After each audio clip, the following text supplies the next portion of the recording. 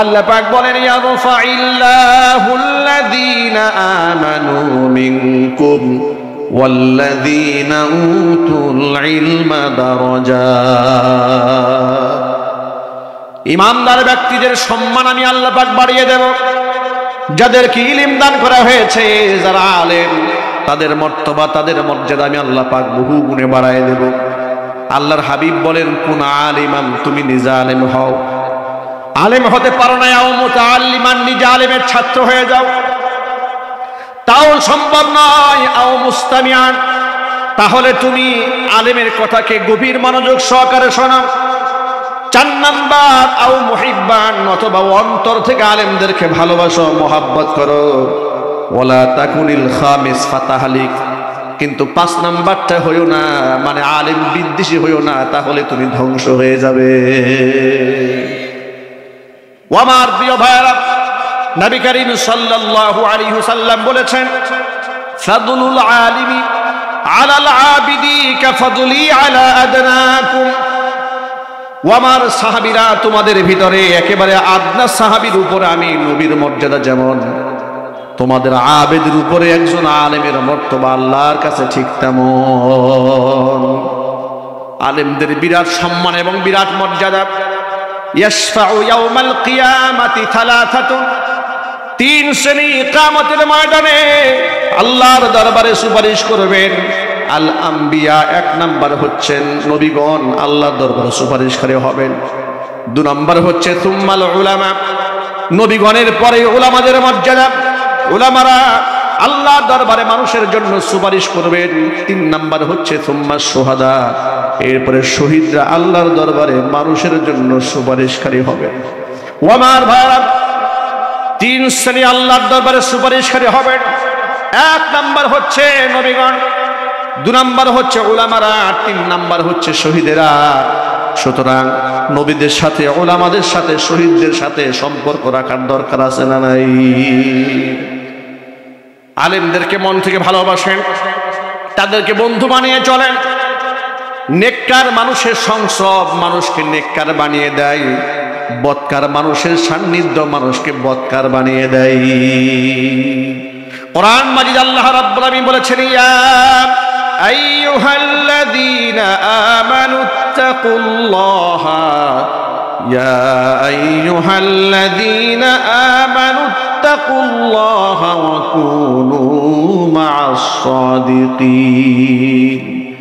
ও ঈমানদারগণ, আমি আল্লাহকে ভয় করো এবং সত্যবাদীদের সাথে থাকো। কেন আল্লাহ পাক সত্যবাদীদের সাথে থাকতে বললেন? তার কারণ হলো মুফাসসিরিনে কেরাম আয়াতের তাফসীর করে বলেছেন, আল্লাহ আয়াতের প্রথম অংশে বললেন আমানুত্তাকুল্লাহ, আল্লাহকে ভয় করো। শেষাংশে বললেন সত্যবাদীদের সাথে থাকো। এর মানে হচ্ছে সত্যবাদীদের সাথে থাকলে তোমার অন্তরে আল্লাহ পাকের তাকওয়া পয়দা হয়ে যাবে। সুতরাং প্রিয় ভাইরা, হকপন্থী আলেম ওলামাদের সাথে হৃদয়ের ভালোবাসা রাখার দরকার আছে না নাই? আমরা রাখতে পারবো না ইনশাআল্লাহ? যুবকেরা কারা কারা পারবেন হাত দেখান তো আল্লাহ পাককে। আল্লাহর কাছে দোয়া করছি, আল্লাহ পাক যেন সকলকে কবুল করেন, মঞ্জুর করেন। সকলেই জোরে বলুন আমিন। হাত না। ও যুবক ভাইরা আমার, সৎ সঙ্গে স্বর্গবাস, অসৎ সঙ্গে সর্বনাশ, একটি প্রবাদ কথা আমাদের সমাজের মধ্যে প্রচলিত আছে। নবী করিম সাল্লাল্লাহু আলাইহি ওয়াসাল্লামের একটা চমৎকার দৃষ্টান্ত দিয়েছেন। সৎ সঙ্গের একটা দৃষ্টান্ত হাদিসের মধ্যে এভাবে এসেছে, এভাবে বলা যায়, আপনি যদি কোনো নাপাক জায়গায়, খারাপ জায়গায় যান, যদি নাপাকি আপনার গায়ের মধ্যে আপনি নাও মাখেন, কিন্তু নাপাকির একটা দুর্গন্ধ নাকের মধ্যে স্বাভাবিকভাবে চলে আসবে। অনুরূপভাবে আপনি যদি কোনো সুগন্ধির দোকানে যান, আপনি যদি সুগন্ধি গায়ের মধ্যে নাও মাখেন, নাকের মধ্যে আলটিমেটলি একটা সুন্দর ঘ্রাণ আপনার নাককে স্পর্শ করবে, আপনার মনের মধ্যে একটা পরিচ্ছন্নতার ভাব উদয় হবে। সুতরাং আপনি যখন নেককার মানুষের সান্নিধ্য গ্রহণ করবেন, আপনার মধ্যে তাকওয়া পরহেজগারিতার একটা নূর চলে আসবে, আমলের প্রতি আপনার জজবা পয়দা হয়ে যাবে। আর যদি আপনি খারাপ মানুষের কাছে যান, আপনি খারাপ কাজ যদি নাও করেন, আপনার তার নষ্ট কাজের একটা বদ আসর আপনার দেহের মধ্যে পড়ে যাবে। الحمد لله نحمده ونستعينه ونستغفره ونعوذ بالله من شرور أنفسنا ومن سيئات أعمالنا من يهده الله فلا مضل له ومن يضلله فلا هادي له ونشهد أن لا إله إلا الله وحده لا شريك له ونشهد أن سيدنا ونبينا وحبيبنا وشفيعنا ومولانا محمدا عبده ورسوله الذي أرسله بالحق بشيرا ونذيرا وداعيا إلى الله بإذنه وسراجا منيرا فقد قال الله تعالى في كلامه المجيد وفي فرقانه الحميد أعوذ بالله من الشيطان الرجيم بسم الله الرحمن الرحيم إن الله وملائكته يصلون على النبي يا أيها الذين آمنوا صلوا عليه وسلموا تسليما اللهم صل على محمد وعلى آل محمد كما صليت على إبراهيم وعلى آل إبراهيم إنك حميد مجيد اللهم بارك على محمد وعلى آل محمد كما باركت على إبراهيم وعلى آل إبراهيم إنك حميد مجيد محبতের সাথে প্রাণ খুলে সকলে মিলে কিছুক্ষণ জিকির করুন লা ইলাহা ইল্লাল্লাহ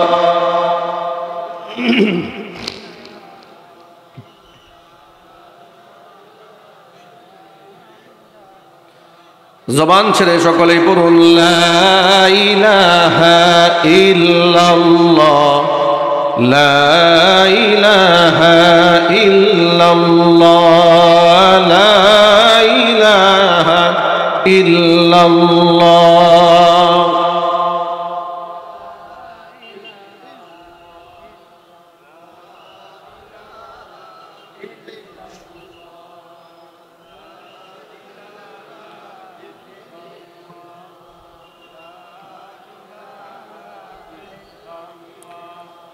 لا إله إلا الله لا إله إلا الله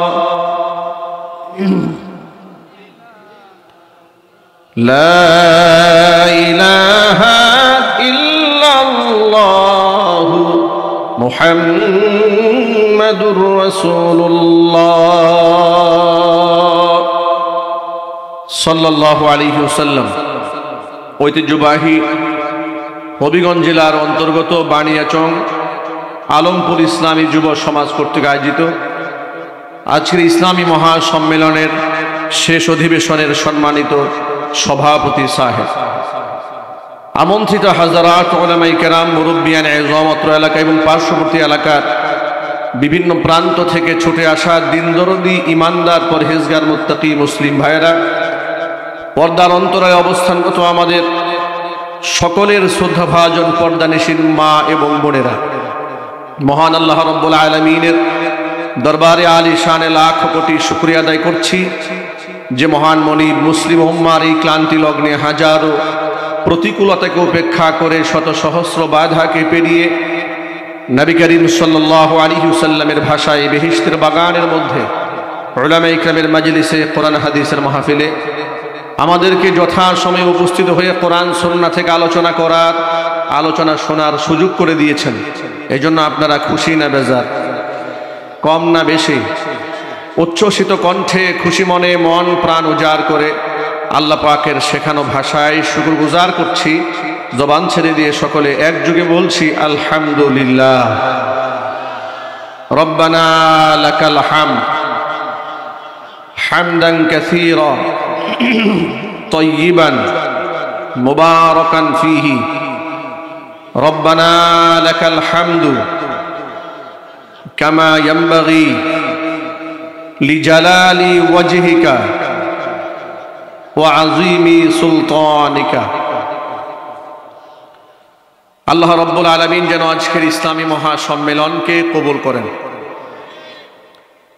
অক্লান্ত পরিশ্রম করে এই জান্নাতের বাগান যারা সাজিয়েছেন, দূরদারাজ থেকে শোনার জন্য যারা এসেছেন, আজকের মাহফিলের ওসিলা করে আল্লাহ তাআলা সকলকে পরিপূর্ণ হেদায়েত নসিব করুন। কাল কিয়ামতের কঠিন ময়দানে আয়োজন আল্লাহ তাআলা আমাদের সকলের নাজাতের জারিয়া হিসেবে কবুল করুন। অত্র এলাকার সমস্ত মুর্দেগানের কবর আযাব আল্লাহ তাআলা কিয়ামত পর্যন্ত বন্ধ করে দিন। আজকের মাহফিলের ওসিলা করে আল্লাহ তাআলা আমাদের সকলকে পরিপূর্ণ হেদায়েত নসিব করুন। হেদায়েতের মালিককে মোহাব্বতের সাথে বলুন।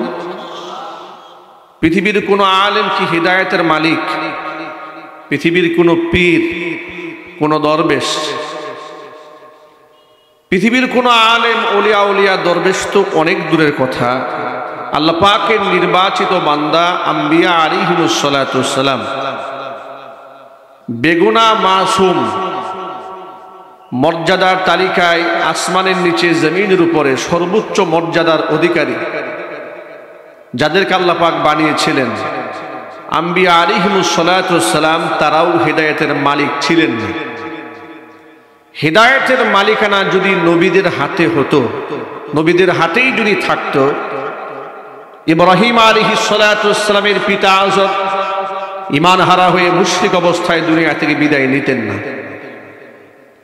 হেদায়েতের মালিক যদি নবীগণ হতেন, নবী নূহ আলাইহিস সালাতু ওয়াস সালামের কলিজার টুকরা সন্তান কেনান আল্লাহর গজবে প্লাবিত হয়ে ধ্বংসপ্রাপ্ত হতেন না। হেদায়েতের মালিকানা যদি নবীগণের হাতেই থাকতো, লূত আলাইহিস সালাতু ওয়াস সালামের স্ত্রী বিপদগামী হতেন না।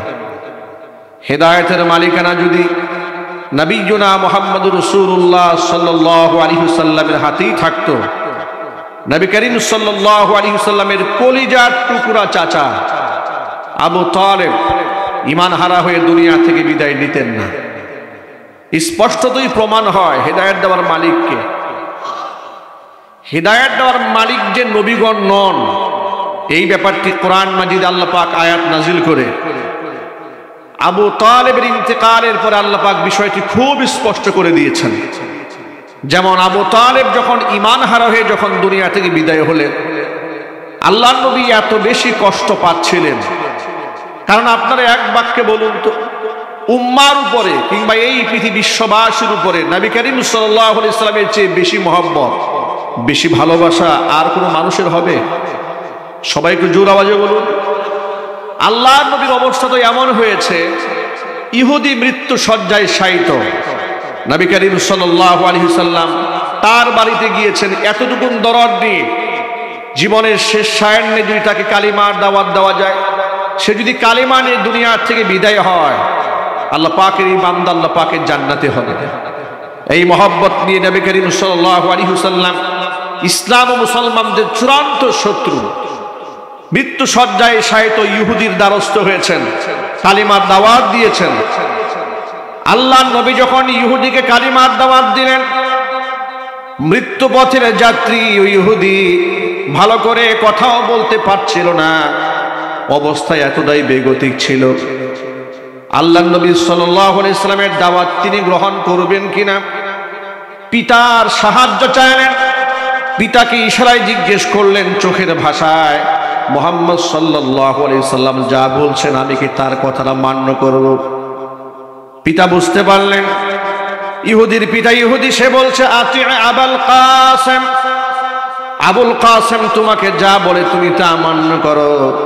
এবার ওই লোকটা পড়ে নিয়েছে আশহাদু আল্লা ইলাহা ইল্লাল্লাহু ওয়াহদাহু লা শারীকা লাহু ওয়া আশহাদু আন্না মুহাম্মাদান আবদুহু ওয়া রাসূলুহু। কালিমা শাহাদা গ্রহণ করে লোকটি মৃত্যুর কোলে ঢলে পড়লেন। আল্লাহর হাবিব হাস্যোজ্জ্বল চেহারা নিয়ে ইহুদির ঘর থেকে বের হয়ে এসে বললেন, সমস্ত প্রশংসা ওই আল্লাহ পাকের যিনি তার জাহান্নামমুখী বান্দাকে জান্নাতবাসী করে দিয়েছেন।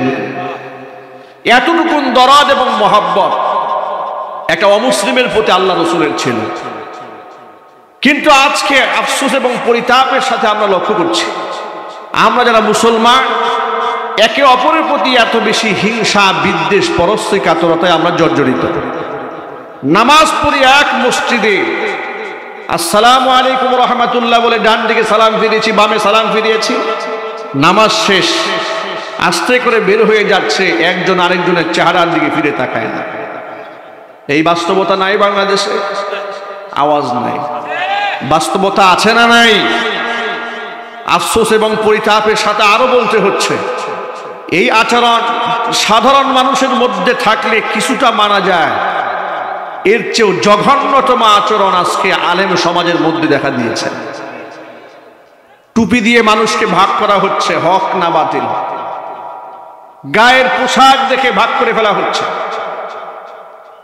লুঙ্গি পাজামা দেখেই ঠিক করে নিচ্ছে জান্নাতি না জাহান্নামী।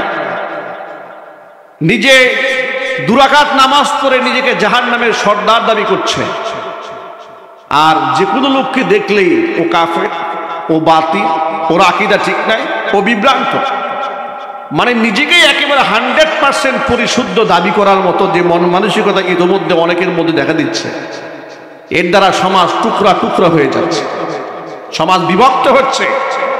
মনে রাখবেন, হক এবং হক্কানিয়াতের ঝান্ডা তো জীবন বাজি রেখে বহন করতে হবে, কোনো সন্দেহ নাই। কিন্তু কসম আল্লাহ, অন্তরের মধ্যে কোনো হিংসা, কোনো হাসাদ এটা গ্রহণ করা যাবে না। কথা বলতে হবে, ঠিক কিনা? আচ্ছা, আপনারা কি মনে করেন বড় হুজুর হলে শয়তানটাকে ধোঁকা দিতে পারবে না? আওয়াজ নাই। আপনাদের কি ধারণা বড় আলেমকে ধোঁকা দেওয়ার মতো যোগ্যতা শয়তানের নাই? মুফতি মুহাদ্দিসকে ধোঁকা দেওয়ার ভাষা শয়তানের জানা নাই? শয়তান কাকে কোন সুরতে কিভাবে ধোঁকা দিতে হবে তার সব পলিসি শয়তানের জানা আছে। আলেমকে যে ভাষায় শয়তান বুঝাবে, বাতিলকে জাহেলকে সেই ভাষায় বুঝাবে না। আলেমকে ধ্বংস করার জন্য আলেমের মধ্যে আত্ম উপলব্ধি উঠায় দেবে যে বেটা তোর কি জনপ্রিয়তা দেখেছিস, তুই যখন মাহফিলে আসতেছিলি হাজার হাজার লোক তোর নামে স্লোগান দিয়েছে, তাকবীর বলেছে, তোর বয়ান শোনার জন্য রাত 2টা পর্যন্ত, 1টা পর্যন্ত, 12টা পর্যন্ত হাজার হাজার মানুষ বসে আছে। কত বড় আলেম তুই, কত বড় জনপ্রিয়, তার মধ্যে একটা ভাব তৈরি করে ফেলে দিয়েছে। এখন এমন ভাব হয়েছে উনি এখন মানুষের সাথে মুসাফা করতে চান না। আওয়াজ না। এই বাস্তবতায় সমাজে আছে না নাই? উনি এখন পাবলিকের সাথে মুসাফা করতে চান না। মুসাফা করলে তার প্রেস্টিজ ইস্যু হয়ে দাঁড়ায়। মুসাফা করলে সাবান দিয়ে তার হাত ধুতে হয়। তবে হ্যাঁ, বেগতিকও আছে। একেবারে জুমহুর কাফেলার সাথে মুসাফা করাটা তো শরঈ উযরও থাকতে পারে, কিন্তু স্বভাবত অনেক জায়গায় এমন দেখা যায়, অনেক ব্যক্তি সম্পর্কে রিপোর্ট শোনা যায় যে উনি সালাম দিয়েছেন, বক্তা সাহেব সালামের জবাবটা পর্যন্ত দেন নাই, ভাব দেখি আরেক দিকে তাকিয়ে আছেন। এই স্বভাব আমাদের অনেকের মধ্যে আছে না নাই? সে তো নিজেকে জান্নাতি মনে করে বসে আছে, কিন্তু তার অজান্তে ওকে তো জাহান্নামের দারোয়ানির মধ্যে বানিয়ে ফেলা হয়েছে, সেই খবর কিন্তু তার নাই। ও যুবক ভাইয়েরা আমার, চুন থেকে পান, পান থেকে চুন খসলেই মাইকের সামনে এসে ভিন্ন সামান্যতম ইখতিলাফি মাসালা, মুখতালাফি মাসালা, বিতর্কিত মাসালায় যেখানে যুগ যুগ ধরে মানুষের ইখতিলাফ ছিল, সাহাবায়ে কেরাম মাসআলায় মতভিন্নতা করেছেন, সেই ক্ষেত্রে এতগুলো মাযহাব তো ইখতিলাফ হওয়ার কারণেই তৈরি হয়েছে। যদি সব মাসআলায় সবাই যদি একমত হতো, সবার বুঝ যদি সমান হতো, তাহলে তো 4 মাযহাব তৈরি হতো না, অসংখ্য মুস্তাহিদ এই জমিনে তৈরি হতো না। ঠিক কিনা বলেন? কথা বলেন ঠিক কিনা? এটা আল্লাহ পাক তৈরি করে দিয়েছেন, এই বিভাজনটা আল্লাহই তৈরি করেছেন। আপনাদেরকে বুঝার জন্য বলি, বুঝানোর জন্য বলি। এখানে ওলামায়ে কেরাম যারা আছে তারা খুব সহজে বুঝতে পারবে। আমরা যখন কিতাবখানায় কিতাব পড়েছি, ফিকহ পড়েছি, ইমাম আবু হানিফা রাহমাতুল্লাহি আলাইহি কি বলেছেন মাসআলার ক্ষেত্রে সেটাও বলেছি। ইমাম শাফিঈ রাহমাতুল্লাহি আলাইহি কি বলেছেন আমরা সেটাও পড়েছি। ইমাম আহমদ ইবনে হাম্বল রাহিমাহুল্লাহ কি বলেছেন সেটাও আমরা পড়েছি। ইমাম শাফি, ইমাম মালিক, ইমাম জুফার তারা কি বলেছেন সব পড়েছি। এবং কিতাবের মধ্যে প্রত্যেকটা ইমামের নাম অত্যন্ত শ্রদ্ধার সাথে, সম্মানের সাথে উল্লেখ করা হয়েছে। এবং এভাবে উল্লেখ করা হয়েছে যে উনি মন গড়া কথা বলেন নাই, উনি যে বক্তব্য দিয়েছেন কোরআনে কারীমের এই আয়াতের আলোকে দিয়েছেন। উনি যে বক্তব্য দিয়েছেন হাদিসের এই হাদিসের রেফারেন্সে তিনি দিয়েছেন। আমি তার বক্তব্য গ্রহণ করিনি কেন? কোরআনের এই আয়াতের কারণে। তিনি অন্য ভিন্ন মত যিনি পেশ করেছেন তার প্রতি শ্রদ্ধা জানিয়ে রহমাতুল্লাহি আলাইহি বলে কত প্রকার দোয়া দরুদ করে তাকে সম্মানের সাথে তার মাসআলার দ্বিমত পোষণ করেছেন। এই ছিল যারা আসলাফ ছিলেন, আকাবির আসলাফ, তাদের মনের আদর্শ, তাদের ভিতরকার আদর্শ এরকম ছিল। আর আমাদের আদর্শ এমন হয়েছে যে এই মাসআলায় উনি আমার সাথে একমত হন নাই, সুতরাং স্টেজে উঠে যতক্ষণ না তাকে আমি কাফের সাব্যস্ত না করব ততক্ষণ পর্যন্ত আমার বয়ান থামবে না। আওয়াজ নাই। বাস্তবতা কি এই সমাজে আছে না নাই? যার দরুন বিভেদ তৈরি হচ্ছে, ফাটল তৈরি হচ্ছে। আমরা মাইকের সামনে নাস্তিকদের বিরুদ্ধে কথা বলি, কয়টা নাস্তিককে আমরা শাস্তির আওতায় আনতে সক্ষম হয়েছে? আমরা জালেমের বিরুদ্ধে কথা বলি, কয়টা জুলমের মোকাবেলা আমরা করতে সক্ষম হয়েছে? কয়জন আলেমের পক্ষে আমরা সঠিকভাবে ভূমিকা পালন করতে সক্ষম হয়েছে? একদিক থেকে আমরা বিতর্কে জড়িয়ে আছি, অন্য দিক থেকে মুসলমানদের ইসলামী শিক্ষা বইয়ের ভিতরে মূর্তির ছবি দিয়ে মুসলমানদের সাথে তামাশা করা হচ্ছে। আমরা কি করতে পেরেছি? আমরা কি করতে পেরেছি?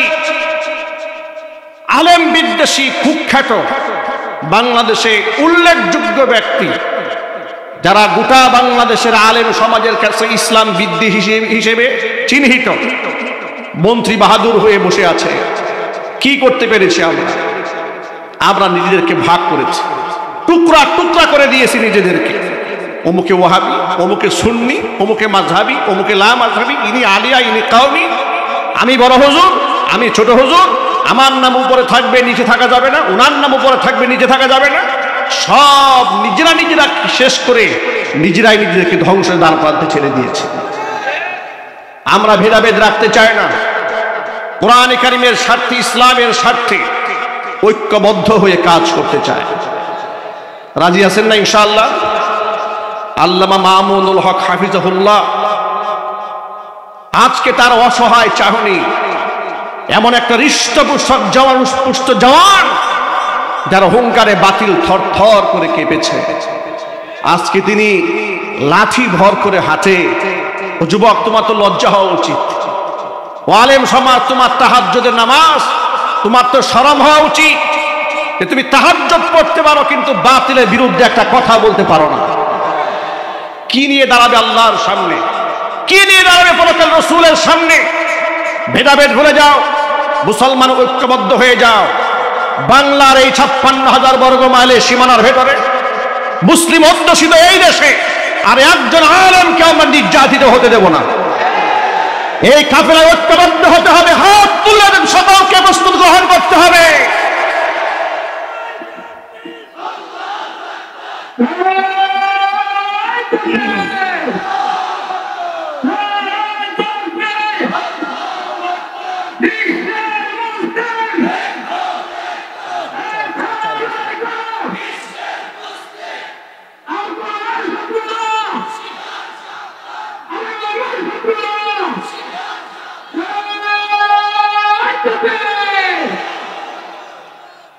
আমাদের বিভাজনের সুযোগে ইসলাম বিদ্বেষীরা তাদের কাজ ঠিকই করে যাচ্ছে।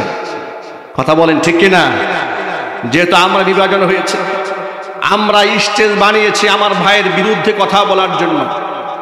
আর ইউটিউবার ভাইয়েরাও দেখবেন, এক আলেম যদি কোনো ক্রমে আরেক আলেমের বিরুদ্ধে বলে, এটাকে টপিক বানিয়ে 5 মিনিটের বক্তব্য কাট করে দিয়েছে।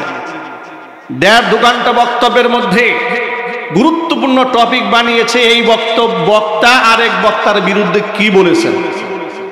আকার ইঙ্গিতেও যদি বলে, এটাকে আর আকার রস্বীকার রাখে না, এটাকে একেবারে সরাহাতান থাম্বনেলে 2 জনের ছবি দিয়া 2টা বাঁশ 2 দিকে দিয়েছে।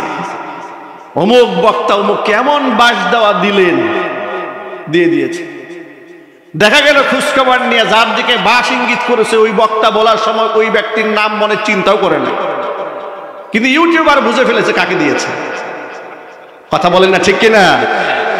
ইউটিউবার ভাইরা এত বড় দায়িত্ব নিতে যায় না।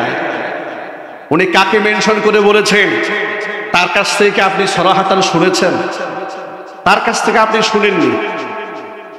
কিছুদিন আগে দেখেছি মুফতি আলী হাসান ওসামা এক পাশে তার ছবি দিয়েছে। আলী হাসান ওসামা বক্তা হওয়ার অনেক আগের আমার এক বক্তব্য। আলী হাসান ওসামা তো বয়ান শুরু করেছে সবে মাত্র কিছুদিন আগে। তিনি পরিচিত হয়েছেন জেলখানা যাওয়ার পর। কথা বলেন। আমার ওই বক্তব্য অনেক পুরাতন বক্তব্য। ওই বক্তব্যের কাট পিস এনে দাঁড় করিয়ে বলছে, মাদানী সাহেব কি বললেন ওসামা সম্পর্কে। একজন আমাকে লিঙ্ক পাঠিয়েছে, হুজুর আপনি কি উনাকে এগুলো বলছেন? আমি পরে শুনলাম যে কোন বক্তব্য, খোঁজখবর নিয়ে দেখি বহু বছর আগের এক বক্তব্য। আমি সেখানে ব্যক্তি মেনশন করে তো কথা আমি কখনোই বলিনি, এটা আমার তবিয়ত না। সেখানে বলেছি যে এমন কিছু আলোচক আছে যে স্টেজে বসে আলেমদের বিরুদ্ধে অনেক সমালোচনা করে, কিন্তু জালেমের বিরুদ্ধে কোনো কথা বলে না। কথা বলে না ঠিক কিনা বলেন? এমন লোক সমাজে নাই। ইসরায়েলের স্বার্থ রক্ষায় কথা বলে, ফিলিস্তিনের স্বার্থ রক্ষায় কথা বলে না। বক্তা কি নাই বাংলাদেশে?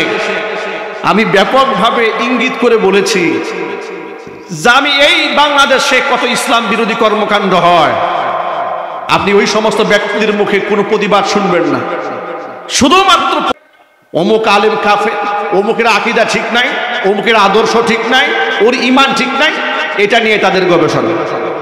আমি তাদেরকে মেনশন করে একটা কথা বলেছি বহু বছর আগের কথা, ওই বক্তব্য কাট করে লাগাই দিয়েছে আলী হাসান ওসামার সাথে। আমি তো হতবাক হয়ে গেছি, যেটা আমিও জানতাম না, এটা ইউটিউবার বুঝে ফেলেছে। এই কাজ বাংলাদেশে হচ্ছে।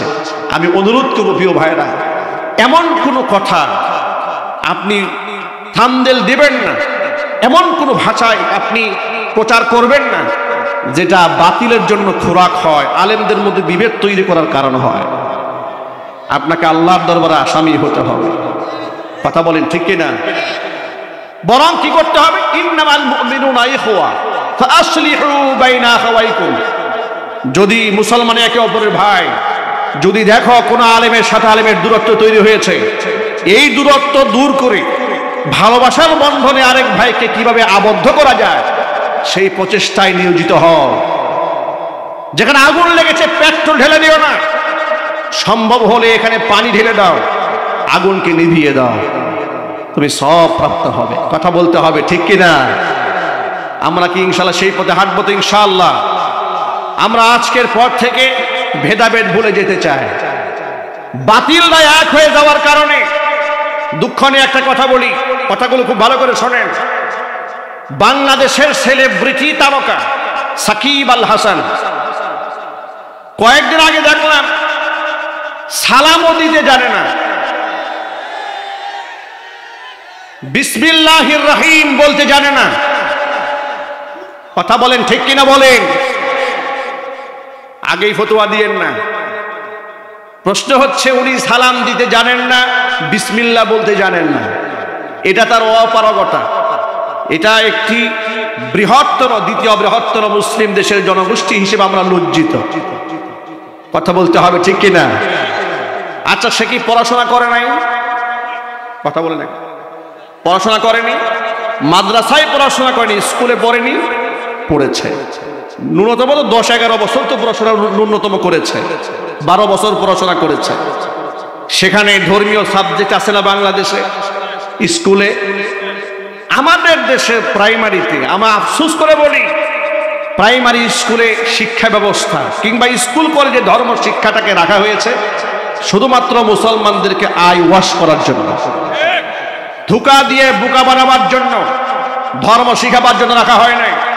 যার জন্য একজন মাস্টার্স ডিগ্রি ছেলে বিশুদ্ধ করে সূরা ফাতিহাও বলতে জানে না, জানাজার নামাজ পড়তে জানেন না।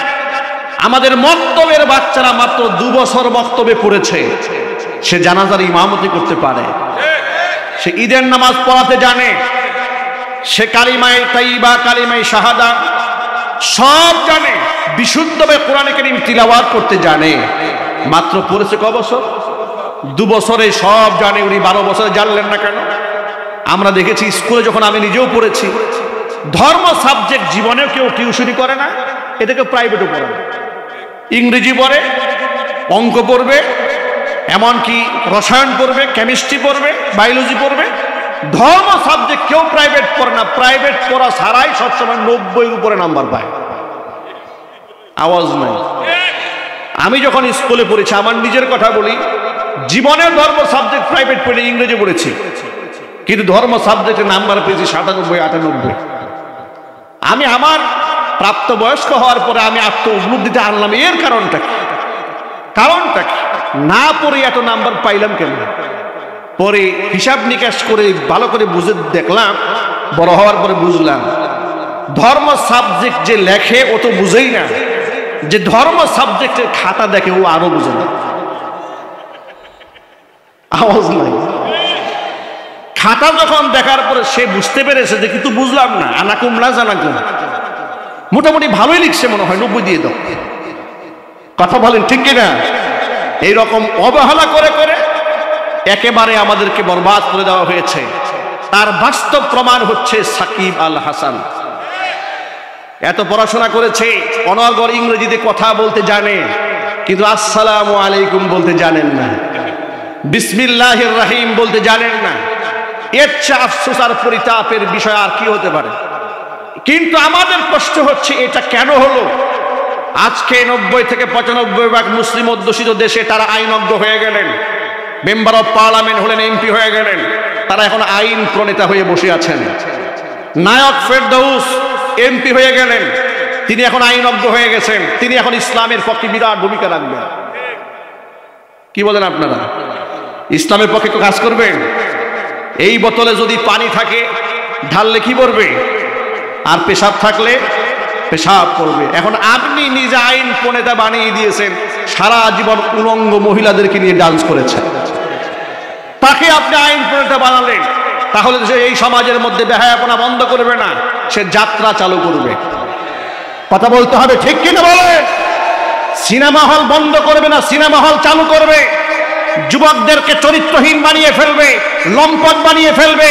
সুতরাং সমালোচনা বন্ধ করে ইসলামী নেতৃত্ব সৃষ্টি করার জন্য আমাদেরকে অগ্রণী ভূমিকা পালন করতে হবে। শুধু সমালোচনা করে লাভ কি? ওনারা বিসমিল্লাহির রহমানির রহিম জানেন না, এমপি হয়ে বসে আছেন। কারণ কি জানেন? কারণ হচ্ছে ফেরদৌস যখন দাঁড়িয়েছে, তাদের সাথী সঙ্গী যারা আছে, যারা নাচ গান করে, এরা সকলে মিলে তাকে সাপোর্ট দিয়ে বিভিন্ন জায়গায় কনসার্ট করে তার পক্ষে ভোট চেয়েছে। কি হয়েছে না হয়েছে ওটা বলতে চাই না, এটা আপনারা সকলেই জানেন। কিন্তু যা মেসেজ দিতে চাই সেটা হচ্ছে, তার সাথী সঙ্গীরা চেয়েছে নাচ গান করে তাদেরই একজনকে দাঁড় করিয়ে দিতে। আর আমাদের আলেমদের উচিত ছিল যে আমাদের কোনো একজন হক্কানি মুহাক্কিক আল্লামা মামুনুল হক সাহেবের মতো সিংহ পুরুষদেরকে নেতৃত্বে এগিয়ে দেওয়া, এমনকি তার পক্ষে হাজার হাজার লক্ষ লক্ষ মুসলমান দাঁড়িয়ে যাওয়া। আমরা সেটা অনেক জায়গায় ব্যর্থ হয়েছি।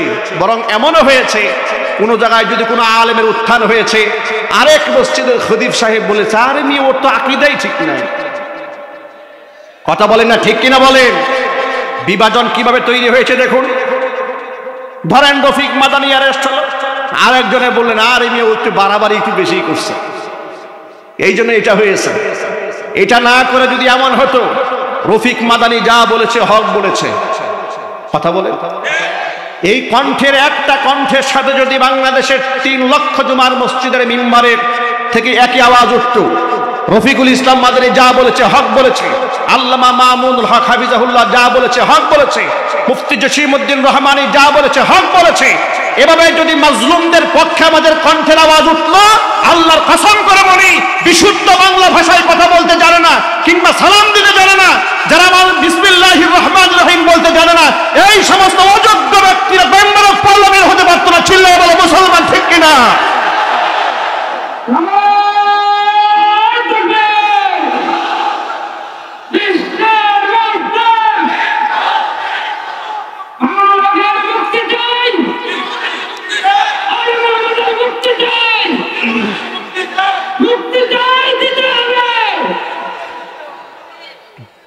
আমার প্রিয় যুবকেরা, মূল কথায় ফিরে আসি।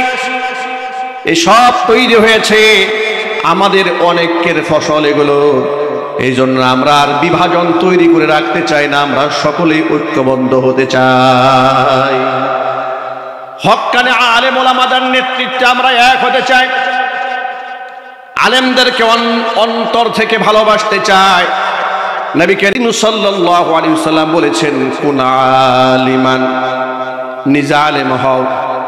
যেহেতু আলেমদের বিরাট মর্তবার মর্যাদা, আলেমদের মর্যাদা কে দান করেছেন? এক বাক্যে জুড়ে বলুন। আল্লাহর নাম বলতে কষ্ট হচ্ছে আপনাদের? আলেমদের মর্তবা কে দিয়েছেন? আল্লাহ পাক দিয়েছেন। আলেমদের যে কত সম্মান আল্লাহ দিয়েছেন, এটা দেখা যায় আলেমের মৃত্যুর পরে একজন আলেমের সম্মান আল্লাহ পাক কত গুণে বাড়িয়ে দেন। ক্ষমতার মোহে অনেকেই নিজেকে শ্রেষ্ঠ দাবি করতে পারে। পত্রিকায় বাংলাদেশের সর্বোচ্চ জনপ্রিয় ব্যক্তির নাম লিখে ছাপিয়েও দিতে পারে, কিন্তু আসলে কতটুকু জনপ্রিয়তা আছে মৃত্যুর পরে টের পাওয়া যায়। ইসলাম বিদ্বেষী এমন বহুত লোকেরা দুনিয়া থেকে বিদায় হয়েছে, মৃত্যুর সংবাদ শুনে লোকেরা আলহামদুলিল্লাহ বলেছে, ইন্না লিল্লাহ পাঠ করে নাই। আছে না নাই? যারা বলেছিল ইসলাম থাকবে না, সংবিধান থেকে ইসলাম মুছে ফেলে দেওয়া হবে, আল্লাহ রব্বুল আলামিন ওদেরকে মুছে ফেলে দিয়েছে। এইবারে শুনে দেখেন, বাংলাদেশের কুখ্যাত টাকলা, কথা বলতে হবে ঠিক কিনা, আল্লামা মাহমুদুল হক হাফিজাহুল্লাহকে লম্পট বলে গালি দিয়েছে। লম্পট বলে গালি দেওয়ার 1 সপ্তাহের মধ্যে আল্লাহ পাক ওর একটা কল রেকর্ড ফাঁস করে দিলেন। কথা বলতে হবে ঠিক কিনা? কল রেকর্ডে প্রমাণ হয়ে গেল আলেম লম্পট হয় না। যে আলেমকে লম্পট বলে গালি দিয়েছে সে জাতীয় লম্পট। বলেছে সংবিধান থেকে রাষ্ট্রধর্ম ইসলাম মুছে ফেলা হবে, নির্বাচনের আগে আবার মাথায় টুপি দিয়া মসজিদের মিম্বারে গিয়ে বসছে। কথা বলেন ঠিক কিনা? ডিলেট হয়েছে, বাদ পড়ে গিয়েছে। শুধু তাই নয়, আরেকজন হাসানুল হক ইলু বহুত লম্পঝম্প করেছে, সেও বাদ পড়ে গিয়েছে। কথা বলতে হবে ঠিক কিনা? এরপরে ফাইটটা যায়, আসল ফাটা এখন ফাটতেছে। এই মহিলাটা জাতীয় সংসদে দাঁড়িয়ে বলেছিল, বাংলাদেশে যে মাহফিলগুলো হচ্ছে, মাহফিলের মধ্যে নাকি অশ্লীল ভাষা প্রয়োগ করা হয়। বাংলাদেশের একজন জনপ্রিয় মুফাসসিরের ব্যাপারে খুব বিশুদ্ধার করেছে, হিংসাত্মকমূলক কথাবার্তা বলেছে।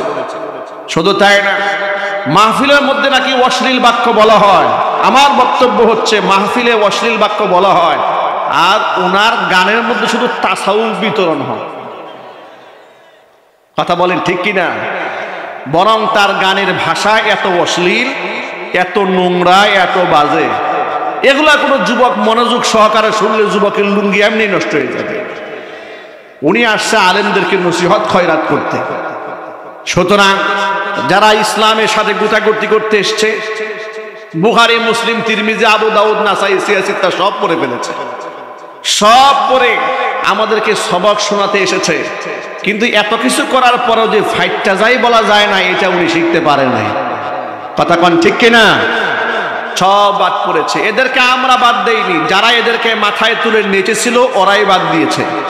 আমরা তো বাদ দিয়েছি বহু বছর আগে। চিল্লা বলো ঠিক কিনা মুসলমান?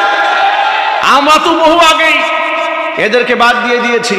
যারা ওদেরকে মাথায় তুলে নেচেছিল, সময় শেষ, ওরাই তাকে তালাক দিয়ে দিয়েছে। সুতরাং প্রিয় বন্ধুরা, ইতিহাস থেকে শিক্ষা গ্রহণ করুন। কোরআনের সমালোচনা যারাই করেছে, জুতার বাড়ি তারাই খেয়েছে। ইসলামের বিরুদ্ধে যারা কথা বলেছে, ওরাই অপমানিত এবং লাঞ্ছিত হয়েছে। আর আলেমদেরকে হৃদয় দিয়ে যারা লালন করেছে, আল্লাহ পাক তাদেরকে সম্মানের সুউচ্চ মাকাম দুনিয়াতেই দান করেছে। সম্মান দেওয়ার মালিককে, ইজ্জত দেওয়ার মালিককে। এই যে ছোট্ট রফিকুল ইসলাম মাদানী, আজকে আমার পরেই তিনি এখানে আসবেন। তার বয়ান শোনার জন্য এখন হাজারো লাখো মানুষ জমা হয়ে যায়। তাকে বন্দি করে পত্রিকায় লিখে দেওয়া হলো, তার মোবাইলের মধ্যে পর্নোগ্রাফি ভিডিও পাওয়া গেছে। আলেমদেরকে লাঞ্ছিত, অপমানিত করার জন্য কম প্রচেষ্টা করা হয় নাই। এমনকি চিটাগংয়ের এক বিখ্যাত আলেমের ব্যাপারেও আরো ভয়ঙ্কর কথা বলেছে, যা উচ্চারণ করাই সম্ভব নয়। এভাবেই তারা আলেমদের বিরুদ্ধে নানা কথা বলেছে।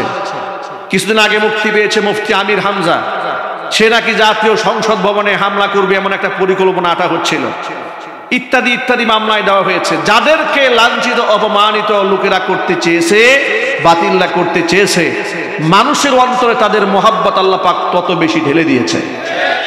কথা বলেন ঠিক কিনা? কারণ এই মর্যাদা কার পক্ষ থেকে এসছে? সবাই বলুন কার? এবার আল্লাহর নবীর হাদিসটা শোনেন। আল্লাহর হাবিব বলেন, কুন আলিমা, সম্ভব হলে নিজে আলেম হয়ে যাও। যেহেতু আলেমদেরই বিরাট মর্যাদা আল্লাহ পাক দিয়েছেন বলে আল্লাহ কোরআনে নিজেই বলেছেন। আল্লাহ পাক বলেন, ইয়ারফাইল্লাহুল্লাযীনা আমানু মিনকুম ওয়াল্লাযীনা উতুল ইলমা দারাজাত। ইমানদার ব্যক্তিদের সম্মান আমি আল্লাহ পাক বাড়িয়ে দেব। যাদেরকে ইলম দান করা হয়েছে, যারা আলেম, তাদের মর্তবা, তাদের মর্যাদা আমি আল্লাহ পাক বহু গুণে বাড়ায় দেব। আল্লাহর হাবিব বলেন, কুন আলিমান, তুমি নিজে আলেম হও। আলেম হতে পারো না, আও মুতাআল্লিমান, নিজে আলেমের ছাত্র হয়ে যাও, তাও সম্ভব নয়। আও মুস্তামিআন, তাহলে তুমি আলেমের কথাকে গভীর মনোযোগ সহকারে শোনো। 4 নাম্বার, আও মুহিব্বান, অথবা অন্তর থেকে আলেমদেরকে ভালোবাসো, মোহাব্বত করো। ওয়ালা তাকুনিল খামিস ফাতাহালিক, কিন্তু 5 নাম্বারটা হইও না, মানে আলেম বিদ্বেষী হইও না, তাহলে তুমি ধ্বংস হয়ে যাবে। ও আমার প্রিয় ভাইরা, নবী করিম সাল্লাল্লাহু আলাইহি ওয়াসাল্লাম বলেছেন, ফাদলুল আলিমি আলাল আবিদি কাফাদলি আলা আদনাকুম। ও আমার সাহাবীরা, তোমাদের ভিতরে একেবারে আদনা সাহাবীর উপরে আমি নবীর মর্যাদা যেমন, তোমাদের আবেদের উপরে একজন আলেমের মর্তবা আল্লাহর কাছে ঠিক তেমন। আলেমদের বিরাট সম্মান এবং বিরাট মর্যাদা। ইয়াশফাউ ইয়াউমাল কিয়ামাতি থালাথাতুন, 3 শ্রেণী কিয়ামতের ময়দানে আল্লাহর দরবারে সুপারিশ করবেন। আল আম্বিয়া, 1 নাম্বার হচ্ছেন নবীগণ আল্লাহর দরবারে সুপারিশকারী হবেন। 2 নাম্বার হচ্ছে সুম্মাল উলামা, নবীগণের পরে উলামাদের মর্যাদা। উলামারা আল্লাহর দরবারে মানুষের জন্য সুপারিশ করবেন। 3 নাম্বার হচ্ছে সুম্মা শুহাদা, এরপরে শহীদরা আল্লাহর দরবারে মানুষের জন্য সুপারিশকারী হবে। ও আমার ভাইরা, 3 শ্রেণী আল্লাহর দরবারে সুপারিশকারী হবেন। 1 নাম্বার হচ্ছে নবীগণ, 2 নাম্বার হচ্ছে উলামারা, 3 নাম্বার হচ্ছে শহীদেরা। সুতরাং নবীদের সাথে, উলামাদের সাথে, শহীদদের সাথে সম্পর্ক রাখার দরকার আছে না নাই? আলেমদেরকে মন থেকে ভালোবাসেন, তাদেরকে বন্ধু বানিয়ে চলেন। নেককার মানুষের সংসব মানুষকে নেককার বানিয়ে দেয়, বদকার মানুষের সান্নিধ্য মানুষকে বদকার বানিয়ে দেয়। কোরআন মাজিদ আল্লাহ রাব্বুল আলামিন বলেছেন, ইয়া আইয়ুহাল্লাযীনা আমানুত্তাকুল্লাহা ইয়া আইয়ুহাল্লাযীনা আমানুত্তাকুল্লাহা ওয়া কুনু মা'আস সাদিকিন। ও ঈমানদারগণ, আমি আল্লাহকে ভয় করো এবং সত্যবাদীদের সাথে থাকো। কেন আল্লাহ পাক সত্যবাদীদের সাথে থাকতে বললেন? তার কারণ হলো মুফাসসিরিনে কেরাম আয়াতের তাফসীর করে বলেছেন, আল্লাহ আয়াতের প্রথম অংশে বললেন আমানুত্তাকুল্লাহ, আল্লাহকে ভয় করো। শেষাংশে বললেন সত্যবাদীদের সাথে থাকো। এর মানে হচ্ছে সত্যবাদীদের সাথে থাকলে তোমার অন্তরে আল্লাহ পাকের তাকওয়া পয়দা হয়ে যাবে। সুতরাং প্রিয় ভাইরা, হকপন্থী আলেম ওলামাদের সাথে হৃদয়ের ভালোবাসা রাখার দরকার আছে না নাই? আমরা রাখতে পারবো না ইনশাআল্লাহ? যুবকেরা কারা কারা পারবেন হাত দেখান তো আল্লাহ পাককে।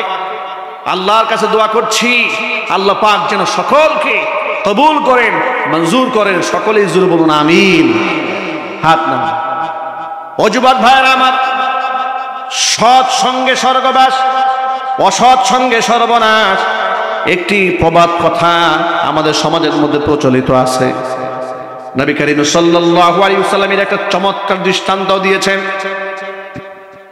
সৎ সঙ্গের একটা দৃষ্টান্ত হাদিসের মধ্যে এভাবে এসেছে, এভাবে বলা যায়, আপনি যদি কোনো নাপাক জায়গায়, খারাপ জায়গায় যান, যদি নাপাকি আপনার গায়ের মধ্যে আপনি নাও মাখেন, কিন্তু নাপাকির একটা দুর্গন্ধ নাকের মধ্যে স্বাভাবিকভাবে চলে আসবে। অনুরূপভাবে আপনি যদি কোনো সুগন্ধির দোকানে যান, আপনি যদি সুগন্ধি গায়ের মধ্যে নাও মাখেন, নাকের মধ্যে আলটিমেটলি একটা সুন্দর ঘ্রাণ আপনার নাককে স্পর্শ করবে, আপনার মনের মধ্যে একটা পরিচ্ছন্নতার ভাব উদয় হবে। সুতরাং আপনি যখন নেককার মানুষের সান্নিধ্য গ্রহণ করবেন, আপনার মধ্যে তাকওয়া পরহেজগারিতার একটা নূর চলে আসবে, আমলের প্রতি আপনার জজবা পয়দা হয়ে যাবে। আর যদি আপনি খারাপ মানুষের কাছে যান, আপনি খারাপ কাজ যদি নাও করেন, আপনার তার নষ্ট কাজের একটা বদ আসর আপনার দেহের মধ্যে পড়ে যাবে। আচ্ছা, এই সমাজের মধ্যে বিড়িখুর আছে না নাই? গাঁজাখুর, মদখুর। ব্রাহ্মণবাড়িয়ার গত নির্বাচনের সময় এক এমপি পদপ্রার্থী, ব্রাহ্মণবাড়িয়াতে বারের দোকান আছে, বার, মদের দোকান। তো সাংবাদিক সহ এলাকার মানুষের কথা বলতে শুরু করে দিয়েছে। সবাই বলতে শুরু করলো যে আপনার মতো লোককে আমরা কেমনে এমপি বানাবো? আপনি করেন মদের ব্যবসা, হারাম। আচ্ছা, মদ হালাল না হারাম? এত আসতে বলেন সকলে। আমি খুবই অবাক হই এবং এই বিষয়টা আমাকে খুব ভাবায়। 90 থেকে 95% মানুষ মুসলমান, মেম্বার অফ পার্লামেন্ট অধিকাংশ মুসলমান, সরকার যে মন্ত্রী পরিষদ গঠন করেছে, আজকেও তালিকাগুলো দেখলাম, অধিকাংশ নাম মুসলমানের নাম। এত মন্ত্রী মুসলমান, এত এমপি মুসলমান, সংখ্যাগরিষ্ঠ মানুষ মুসলমান, মানুষের চাহিদা সব ইসলামের পক্ষে, কোরআনের পক্ষে। এত কিছু থাকার পরেও রাষ্ট্রীয়ভাবে মদ নিষিদ্ধ করা হয় না কেন? কেন নিষিদ্ধ করা হয় না? বিভিন্ন জায়গায় দেখা যায় স্কুল কলেজ থেকে পর্দা নিষিদ্ধ করার জন্য লোকেরা পাগল হয়ে যায়। কথা বলেন না, ঠিক কিনা বলেন? ঢাকা বিশ্ববিদ্যালয়ে মেয়েরা যেন হিজাব পরে যেতে না পারে, নিকাব পড়তে না পারে, এই জন্য সেখানকার প্রশাসন কর্তৃপক্ষ তারা কি পরীক্ষার সময় আইন করেছিল না? মেয়েরা মুখ ঢেকে তারা অবশ্যই কোনোভাবেই তারা পরীক্ষার হলে ঢুকতে পারবে না। ফেস খুলে একেবারে কান পর্যন্ত খুলে পরীক্ষার হলে ঢুকতে হবে। জিজ্ঞেস করা হলো কেন? তারা জবাব দিল এটা আইডেন্টিফিকেশন করতে হবে, দেখতে হবে সে আসলে ওই ব্যক্তিটা কিনা। তখন আমার মুসলিম মায়েরা বলেন, আন্দোলন করলেন, যে আন্দোলনের সাথে আমরাও একাত্মতা পোষণ করেছি। তারা বলেছে আইডেন্টিফিকেশনের জন্য মুখ খোলার দরকার নেই। বর্তমান ছাত্রীরা তারা যখন পরীক্ষার হলে ঢুকবে প্রবেশপত্র নিয়ে, ওই প্রবেশপত্রের মধ্যে তার ছবি দেওয়া আছে, তার আইডি নাম্বার দেওয়া আছে, এটা দিয়ে তো তাকে চেক করা যায়। নাম্বার 1। 2 নম্বর, ফিঙ্গারপ্রিন্টের ব্যবস্থা করে সেখানেও চেক করা যায়, আইডি কার্ড দেখেও চেক করা যায়। একেবারেই থার্ড অপশন যে আপনি কোনো কিছুই নেবেন না, আপনি ফিঙ্গারপ্রিন্টও নেবেন না, আপনি আইডি কার্ডও নেবেন না, প্রবেশপত্রও দেখবেন না, আপনি একেবারে চেহারা দেখেই শনাক্ত করবেন। তার পলিসি আছে। আপনি একজন মহিলা শিক্ষিকা নিয়োগ দেন, এই হলের মুখের মধ্যে বসে থাকবেন, প্রত্যেকটা ছাত্রীকে ঢোকার সময় মহিলা এই মেয়েদের চেহারা দেখে দেখে ঢুকাই দেবে। কথা বলেন না, ঠিক কিনা বলেন? এত পলিসি থাকার পরেও তারা কোনো পলিসি গ্রহণ করবে না, তারা আইন করবে মেয়েরা চেহারা ঢেকে বিশ্ববিদ্যালয়ে থাকতে পারবে না। আমি বলবো নবাব সলিমুল্লাহ একজন মুসলমান ছিলেন, যার দানের টাকায় ঢাকা বিশ্ববিদ্যালয় গড়ে উঠেছে। 90 থেকে 95% মুসলমানের দেশে মুসলমানদের ট্যাক্সের টাকায় পরিচালিত ঢাকা বিশ্ববিদ্যালয়ে মুসলমানদের সাংবিধানিক অধিকার, ধর্মীয় অধিকার, পর্দার স্বাধীনতা নিয়ে মুসলিম মা বোনরা চলবে। তার বিরুদ্ধে ষড়যন্ত্র হলে তাদেরকে রাষ্ট্র থেকে লাঠি মেরে বের করে দেওয়ার জন্য মুসলমানদের ঐক্যবদ্ধ ভূমিকা পালন করতে হবে। বিশ্ববিদ্যালয় শিক্ষক প্রকাশ্যে বলে ফেলেছে, যে মেয়ে বিশ্ববিদ্যালয় লেখাপড়া করতে এসে নেকাব পরবে, পর্দা করবে, তার বিশ্ববিদ্যালয় লেখাপড়া না করে ঘরের মধ্যে থাকা উচিত।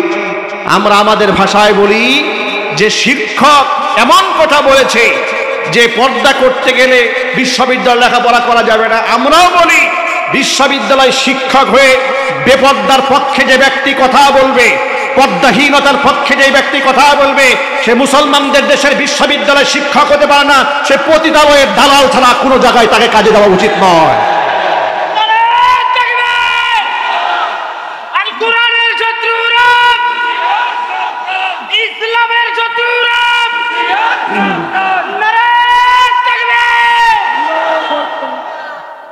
বিশ্ববিদ্যালয়ের মধ্যে প্রকাশ্যে গাঁজা সেবন করা হয়, প্রতিবাদ নাই। প্রকাশ্যে অশ্লীলতা করা হয়, প্রতিবাদ নাই। আরো দুঃখ ভারাক্রান্ত মন নিয়ে বলি, ট্রান্সজেন্ডার নামক কত বড় জঘন্য কুফরি অপসংস্কৃতি বাংলার মধ্যে ঢুকিয়ে দেওয়া হয়েছে। ইতিমধ্যে ঢাকা বিশ্ববিদ্যালয়ে তাদের জন্য কোঠা তৈরি করে ফেলা হয়েছে। ট্রান্সজেন্ডার মানে কি জানেন? ট্রান্সজেন্ডার মানে হচ্ছে রূপান্তরিত নারী কিংবা রূপান্তরিত পুরুষ। জন্ম হয়েছে নারী হয়ে, কিন্তু তার নারী হয়ে থাকতে মনে চায় না, তার পুরুষ থাকতে মনে চায়।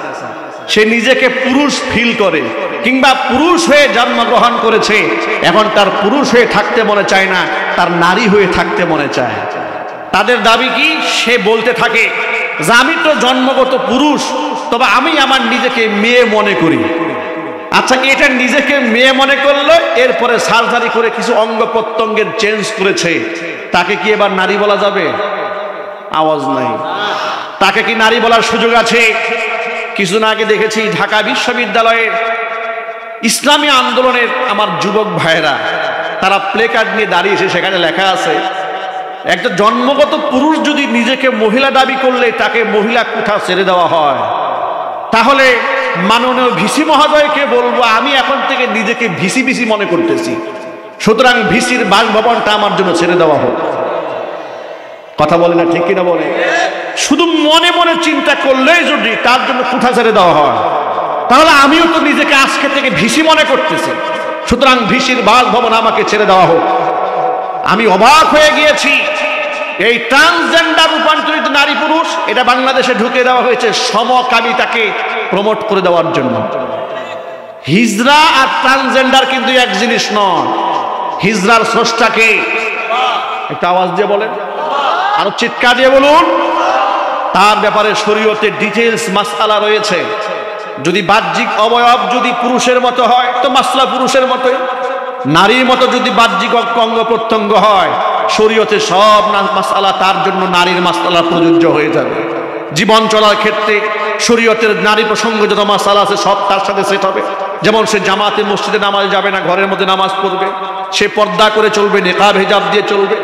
অনুরূপভাবে সে যখন মারা যাবে তাকে 5 কাফনে গোসল দেওয়া হবে, তাকে কাফন করানো হবে। এইভাবে তার জন্য মাসআলা আছে। ট্রান্সজেন্ডার হচ্ছে যে না, হিজরা নয়, সে জন্মগ্রহণ করেছে পুরুষ হয়ে, কিন্তু এখন পুরুষ তার ভাল লাগে না, এখন সে নিজেকে নারী ভাবে। এই জন্য সে নারীর মতো মেকআপ করেছে, নারীর মতো কানে দুল পরেছে, নাকের মধ্যে ফুল পরেছে, হাতের মধ্যে চুড়ি পরেছে, আর একটু মেকআপ করেছে, সে নারী হয়ে গেছে নাকি?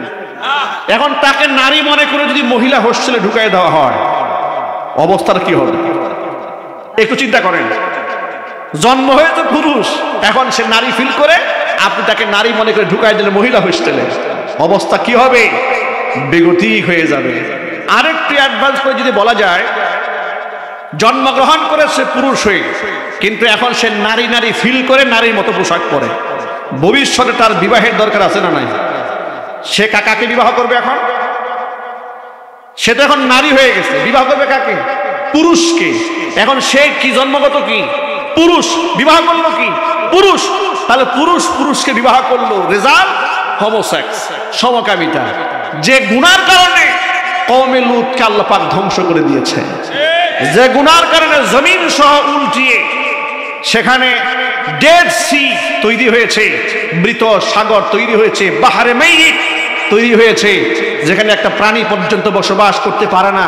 এই অভিশপ্ত কাজ করার কারণে আজকে আল্লাহ পাক যে জাতিকে ধ্বংস করে দিয়েছিলেন, সেই অভিশপ্ত জাতির কর্মকাণ্ডকে লাইসেন্স দেওয়ার জন্য বাংলাদেশে ট্রান্সজেন্ডার ঢুকিয়ে দেওয়া হচ্ছে। সুতরাং স্কুল কলেজের সিলেবাসের মধ্যে ট্রান্সজেন্ডার ব্যাপারে ইতোমধ্যে সিলেবাস তৈরি করে ঢুকিয়ে দেওয়া হয়েছে। আমাদের মুসলিম মা বোন এবং ভাই বোনদেরকে সতর্ক থাকতে হবে, হিজড়া ট্রান্সজেন্ডার এক জিনিস নয়। ট্রান্সজেন্ডার মতবাদ হচ্ছে একটি কুফরি মতবাদ, খোদাদ্রোহী মতবাদ, ধর্মদ্রোহী মতবাদ, বাংলাদেশের সংস্কৃতির বিরুদ্ধে মতবাদ। এই ট্রান্সজেন্ডার মতবাদ কোরআনের বিরুদ্ধে মতবাদ। বাংলার মাটিতে আমরা টিকতে দেব না। আমরা বলি ইনশাআল্লাহ। আমরা মূর্তির বিরুদ্ধে দাঁড়িয়েছিলাম, ভাস্কর্যের নামে মূর্তির অভিযানের বিরুদ্ধে আমরা দাঁড়িয়েছিলাম, এটা বন্ধ হয়েছে।